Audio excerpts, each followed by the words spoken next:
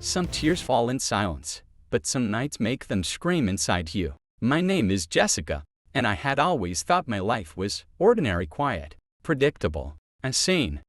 I worked as a maid in a sprawling, centuries-old mansion at the edge of town. Days were long, nights were lonelier. I cleaned rooms no one used, polished floors that rarely felt a footstep, and made beds that were quickly unmade by people who never noticed the care behind them. Yet the mansion had a presence. Something lingered in the shadows. The air whispered secrets I could never fully understand.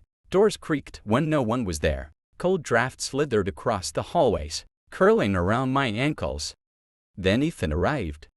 Not the master of the house, not exactly. A distant relative staying for a few weeks, but the moment he stepped through the heavy wooden doors, everything shifted. He was calm, quiet, charming in a way that made the old, dusty mansion feel alive. His dark eyes scanned every corner, his presence commanding yet gentle, like he could sense the life for the spirits that lingered in the shadows.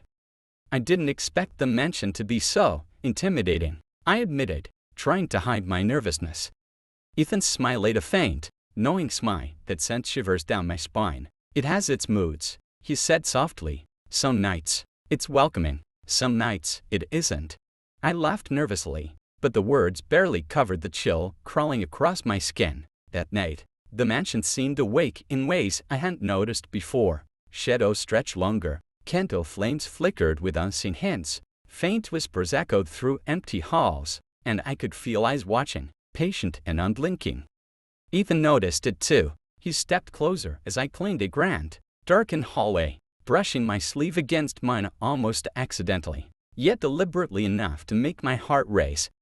"Jessica," he murmured, his voice low, "stay close to me, okay?" I nodded, unable to speak. There was an energy in the air, an unseen pulse, like the house itself was breathing, and in his nearness, the fear became something else entirely, something thrilling. We moved carefully through the corridors. Every floorboard groan, every distant thump, made the night feel alive. Yet with Ethan's presence, each shadow was less frightening. I found myself noticing him more, the curve of his jaw in the candlelight, the strength in his hands, the warmth radiating from his chest. "You feel it too, don't you?" I whispered.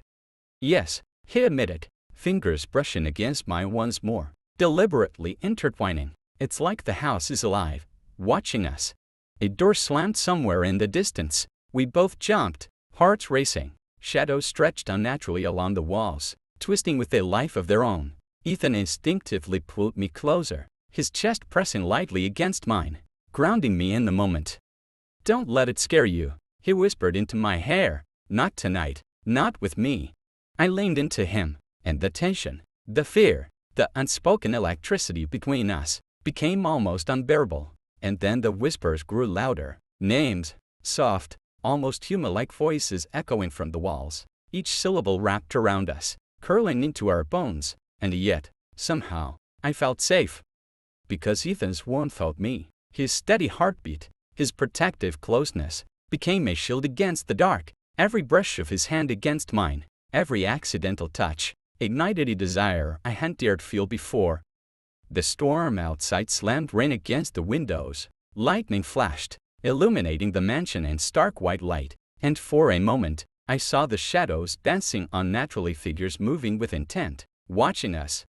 Ethan pulled me into a small sitting room, dimly lit by a single trembling candle. Shadows leapt across the walls, forming shapes that made my heart race with both fear and fascination.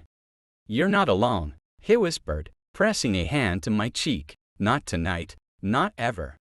I shivered, but it wasn't just from the cold. It was from the intensity of his closeness, the nearness, the magnetic pull I couldn't resist. Desire and fear tangled together, making my heart pound.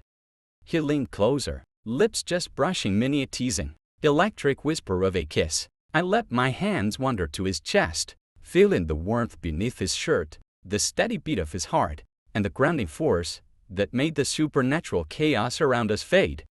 The mansion groaned, its windows rattling in protest. Shadows flickered like they were alive. Yet in his arms, the danger became intoxicating. Every sense heightened: scent of rain and oat wood, the whispering voices, the flickering candlelight, and the kiss deepened, slow, Deliberate, teasing, yet consuming, desire, comfort, and thrill intertwined, sending chills along my spine despite the cold air.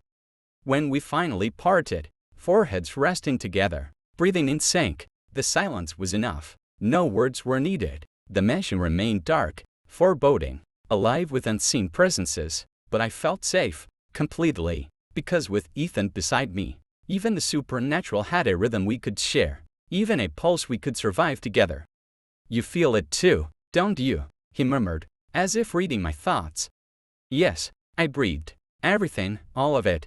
And in that instant, I realized the mansion's shadows, the whispers, the coldly had become a backdrop for something extraordinary, for a closeness that was more than physical, more than desire, something that made the fear thrilling, the danger intimate, and the night unforgettable. Hours passed, the storm outside raging, the mansion alive with secrets and restless spirits, and through it all, Ethan never left my side. Every creak, every flicker, every whisper became a heartbeat we faced together. By dawn, when the first golden light seeped through the windows, the mansion seemed to exhale, shadows retreated, whispers softened, yet I knew the night had changed us, not just with desire, but with trust, courage, and something deeper, an unspoken bond forged in the face of fear. Some nights are terrifying. Some nights are passionate. Some nights are both. And that night, amidst shadows, storms, and the mansion's secrets, I realized the truth. Fear had brought us together, but desire and trust had made us inseparable. Because in the darkness, I hadn't just found safety, I had found him. Ethan,